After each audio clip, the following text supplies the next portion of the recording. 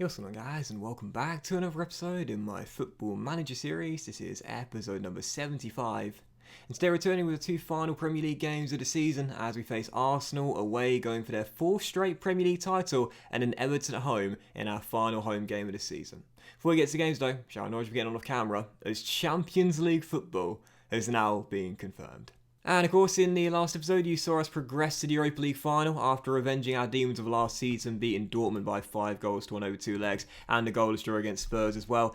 Two of our final 4 games in the Premier League off camera, and as you can see, we guaranteed Champions League football with a win at Bramwell Lane, like I predicted at the back end of the last episode. We actually only needed a point in this game, as Manchester United slipped up prior to this one, but we managed to get all 3 regardless and wrap it up in style. Kyle Crowley in the last minute of normal time, volleying in a Max Aaron's cross as he came off the bench to wrap up the win. And again, whilst we only needed a point, it was good to get the 3 points there away in Yorkshire. But following that, we did have our first loss in, I believe, 12 games in all competitions, with a defeat away on the South Coast against Brighton in what was an absolutely bizarre game. We lost by 4 goals to 3 in a 7-goal thriller, but I mean, honestly, man, this is one of those games where it sort of just summed up this series so far. We went 3-0 down in the first half. James Carter, who I'll show you his stats after the highlights, this guy is a new-gen/regen English left winger. He was put on the transfer list in January. I'd love to sign him. He's got some brilliant stats. He's in his early 20s. There's interest from Man City and us as well, but Brighton weren't going to let him go for something like 88 million, which he's not worth, but it was certainly worth it in this game. He scored 3 goals against us, scored a first half hat-trick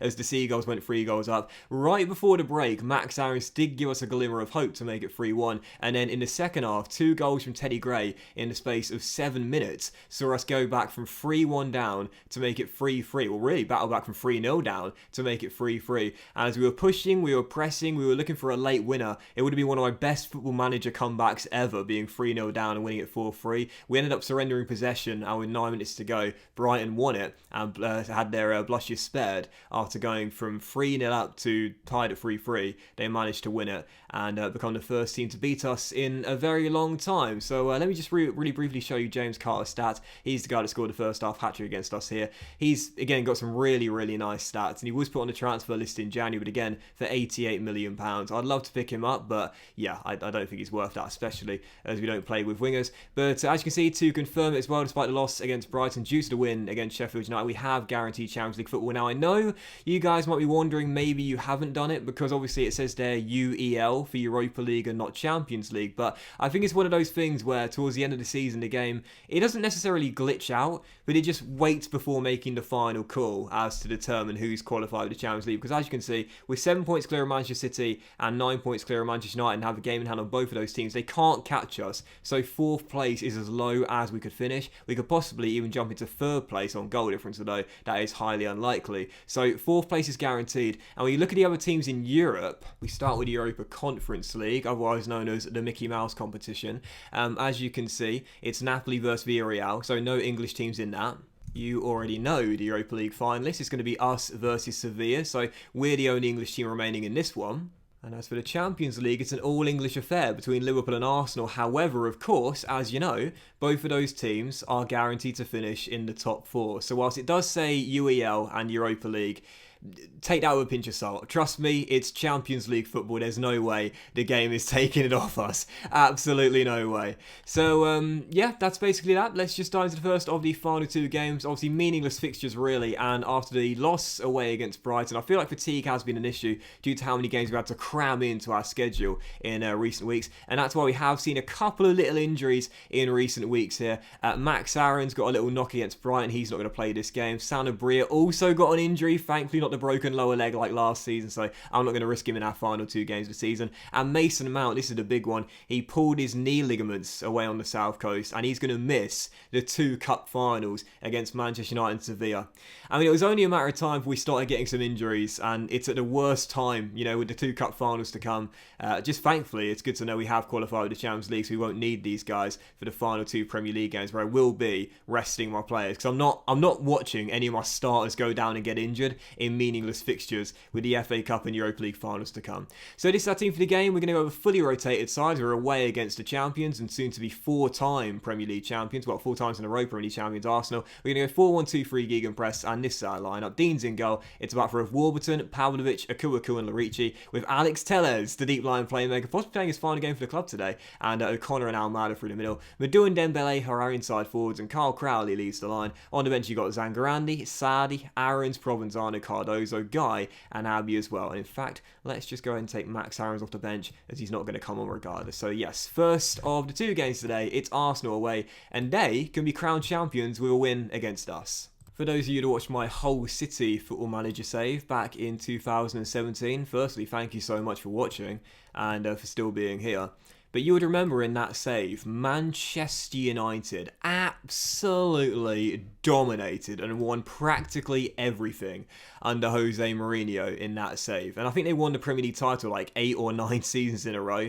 I've got a feeling that Arsenal might do this in this save. I mean, again, if they win tonight, that will confirm that they'll be Premier League champions for the 4th straight season. And again, they've had success in other competitions in this save as well. I would not be surprised if the Gunners have a similar sort of success rate as Manchester United did back in my Hull save. As Samuel Madou, could have shocked the Emirates Stadium 35 seconds in. I don't think that'll happen tonight, though.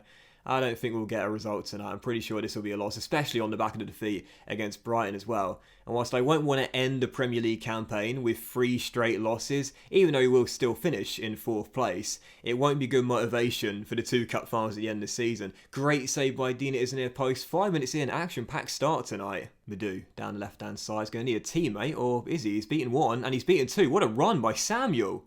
Oh, he's beaten another. Oh, Murat with the save. What a run by Madou. He's a really good squad player, man. You know, he's now homegrown and trained by the club, I believe, which is really crucial for European squad registration. And I really like him. He can play both fullback positions, wing back as well, and on both sides of the flank too. He's a really solid little squad player. As Shiati goes down the right, and Warburton makes the tackle. Free kick. Almada.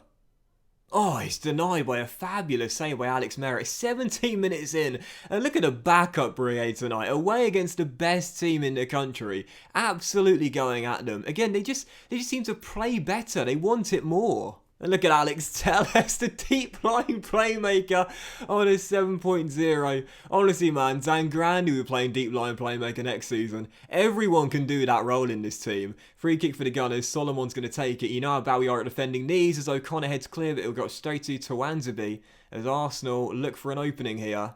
Dalton controls and slides through Manor Solomon, and great save by Dean, not for the first time tonight, denying someone on a one-on-one and keeping us tied at 0-0. Another great save in what has been a very action-packed first half. Gunners dominating possession and looking the better team, though we haven't played too badly ourselves here as Palacios finds Hicks, who shoots and hits the post, and Akuaku scrambles it away, as we'll try and see out the first half still tied at 0-0.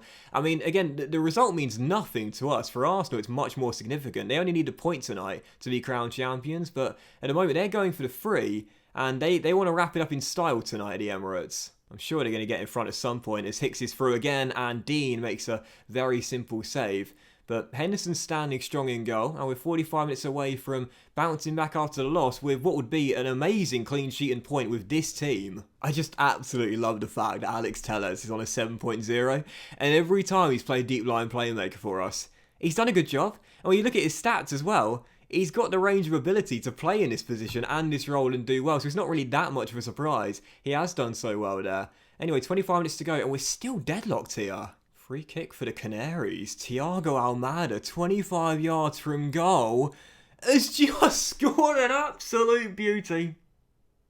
Say whatever you like, but I'm going to die on the hill and believe in this theory until I'm in the cold, cold ground. When you use a backup team in these sort of games, you've got more chance of winning. Canaries in front with 9 minutes to go. And as things stand, we are going to stop Arsenal winning the title tonight. It feels like we'll just prolong the inevitable, but is that a penalty? It is! Oh God, no! Alex Telles! No! Oh, please! No! Oh, Telles! Oh, he's had such a great game as well. It should have been 2. If we don't win this now, I'll be disappointed. Thiago's cross cleared away. Tellez, the vet, probably his final game for the club, man. That would have been a perfect way to bow out. And now the Gunners are away on the break. Hicks. Crosses blocked. Lamar wins it back. And that crossover hit us. Isaac tracks it down. Can we see out this win? Oh man, that should have been 2. As Bionic Legs beats his man and sprints forward. Oh, it should have been 2. Brilliant chances to wrap this game up. Almost there, almost there. 4 minutes of stoppage time. Oh my word. Norwich City have gone to the Emirates and won with the B team. I know it's a batshit mental theory, but based on what we've seen throughout the save, I believe it. Pick a backup team in these sort of games and you've got more of a chance of winning. Really special, lads. Nobody gives a chance, but you played magnificently. Congratulations. Body language is great. Famous victory, and we prolong Arsenal winning the title, at least for one more game. Again, it doesn't really matter. You know, they're 3 points clear of Chelsea. They only need a point on the final day. They could even lose on the final day and still be crowned champions. Chelsea need to win, and there needs to be a big enough goal swing. It's not going to matter. The Gunners will be crowned champions for the 4th straight year, but just extraordinary. Absolutely extraordinary. How many times have we seen it throughout the save? It just keeps happening. Oh, and Thiago Almada as well. I gotta say, I'm definitely thinking I might activate that clause in the summer and bring him here permanently. The only problem is he's on 220 grand a week and we're paying half of those wages whilst he's on loan right now. I don't think he would, sacrifice 50% of his salary in order to come here. Maybe a little bit, down to like 180, 190 grand a week, but in my opinion, I don't want to pay that. I don't want to pay that for a player that's normally going to be coming off the bench, but for 62 mil, that's the future fee that we can arrange with Manchester United in the summer to get him. He has been really good, and I mean really good in limited minutes, but it's his contract that's the problem, really. Alex Tellez though, man. I mean, that literally would have been amazing had that happened. I would have screamed like a little schoolgirl had he scored that penalty, because I think that probably would have been and will be his final game for the club. Oh, maybe he could play on the final day. In fact, I probably will play him on the final day, but, like Marcelo, he came in on a free and he's done really, really well. I've been a real fan of his, man, and I love the fact he's played deep line playmaker for us this season. He's been great. He's been really good. So moving on, second and final game of today's episode and the final Premier League game of the season, where as we know we've already guaranteed 4th. However, we could move into 3rd today. If West Ham beat Liverpool on the final day and we win and there's a goal difference swing of +4, then we'll jump into 3rd place to end the season off, and that'll be amazing. Arsenal, as you know, just a 1 point to be crowned champions at the bottom of the table. Derby County could possibly pull out against Southampton, but it is highly unlikely indeed. So yeah, not really much of a meaningful fixture, but we would like to win our final Premier League game of the season. And whilst I did say I would feel the weakened side as the games are kind of meaningless, I am going to feel the stronger team just for match sharpness, really, before the FA Cup final against Manchester United next weekend. And I want to get some confidence, my first team boys, with hopefully a win on the final day. So this is our team. Dina Reigns in goal after a great performance at the Emirates Stadium. The back four is Tellez playing in his natural left back role. Vassia, Godfrey and Aaron's with Ken, who's cup tied for the Manchester United game as a deep line playmaker. O'Connor and Longstaff through the middle with Bamber supporting Gray and Brewster, both of which have a shot at winning the Golden Boot on the final day, but Brewster has the best chance. On the bench, Zangrandi, Akuaku, Larici, Provenzano, Madu, Amada, and Crowley as well. So, yep, final game of the season. Kind of meaningless, but I want to end off with a win. Come on, you Canaries. Ryan Brewster has 21 goals. He is the joint top scorer in the league. But one of Arsenal strikers, I think it was Shiati, who you saw in the last game, and also Troy Parrott of Manchester City are both tied on 21 goals as well. So it'll be interesting to see which one of the three ends up winning the Golden Boot today, as Brewster goes for his 2nd straight. And we had the first highlight of the game of Alex Tellez's cross blocked, Everton will clear, and a possible chance for the Toffees on the break here. Rangella, 19-year-old new gen / regen wonder kid Mexican striker, crosses, and Andrial, an English central midfielder, makes it 1-0. New gens link up, we fall behind early. So go to the Emirates with a B team and win by a 0 against the best side in England. Come back home with a fully fit and fresh and strongest possible lineup, and we're down by a goal to Everton early. Oh, yes!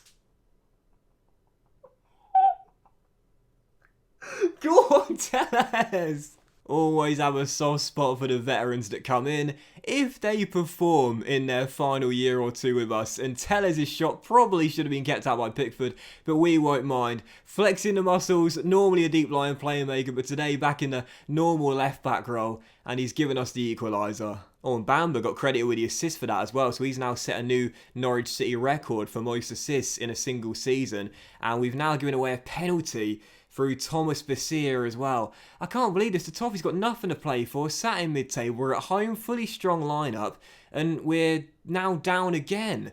Ridiculous. I might play the bloody B team against Manchester United at Wembley.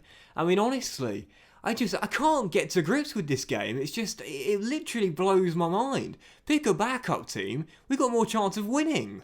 Oh, I don't want to go harsh on the boys at the break, because the last thing I want to do is hamper the morale ahead of the 2 cup finals, but I really can't get over how strange this game is. It is without question the most bizarre football manager I've ever played. I've played since Championship Manager 4, and I've never played an FM that's as weird and strange and, to be fair, as difficult as this one. Oh, you are absolutely joking. Oh my god.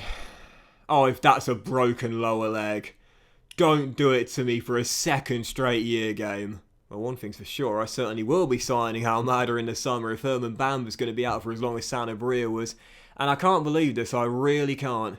We go to the Emirates and win with a backup team, and yet here on the final day against the Toffees, they were in 14th place, with a strong lineup, the strongest team we've got basically, we're going to lose at Carrow Road, and Brewster and Gray, both chasing the golden boot, particularly the former, have done nothing today. Weirdest football manager ever, man. I mean, it literally just makes no sense to me. I cannot understand this game at all. Corner for the Canaries. Tellez is going to whip it in, and it's headed clear by Abraham as Kenner picks it back up. Is there one late chance to rescue a point? Oh, captain, fantastic. Ben Godfrey does give us the leveller. Not that it really means anything, of course. Liverpool have guaranteed third now.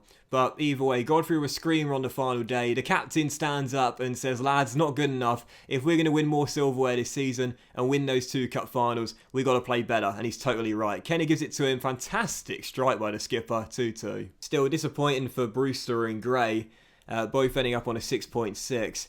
And Bamba's injury, I must say, I'm very, very, very worried about. Please don't be a serious one, Herman. I mean, I shouldn't have picked this side, man. I really shouldn't have done. There was no need. Troy Parrott didn't score on the final day, but Shiati did, so he has won the golden boot, and Brewster will miss out by a single goal in the end as he tried to reclaim it. Still a good season from Rian, but there it is right there. It's finally been confirmed. Norwich City have qualified with the Champions League, as we knew, to be fair. Arsenal win the Premier League once again. But for Herman Bamba...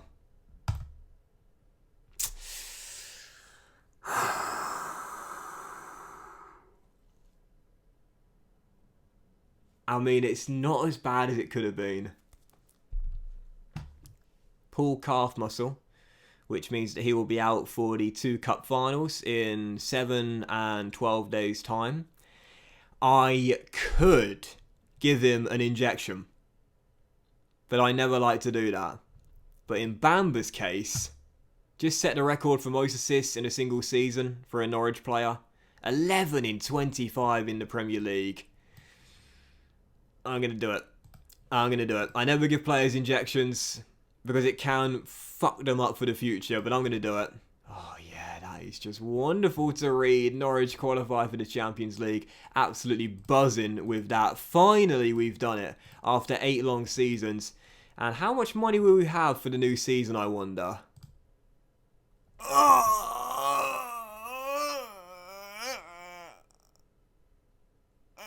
Okay. That's a lot of money. 135 million. Wow. I mean, when you think about how we have managed the finances in this save, that's probably been the crowning achievement of this series. The way we've managed to, not blow out our budget. I mean, again, when you look at that 2 seasons ago, the way we just... I mean, it's incredible, really, isn't it? When you look at that 2 straight seasons of making profit, and then this season as well, we only lost £29 million, which is crazy. it's we've really done a great job with the finances in this save, so it shouldn't come as much of a surprise knowing that now we're in the Champions League and have such a massive bank balance. The board have rewarded us with over half of what we actually got in total in the bank. But either way, very grateful for it. Thank you, board. 135 mil. Get that checkbook open, chairman. We're going shopping. And that will end today's episode of the Football Manager series as well, guys. So a big thank you for watching. Really hope you have enjoyed it. And if you did enjoy the episode, then please do drop a like.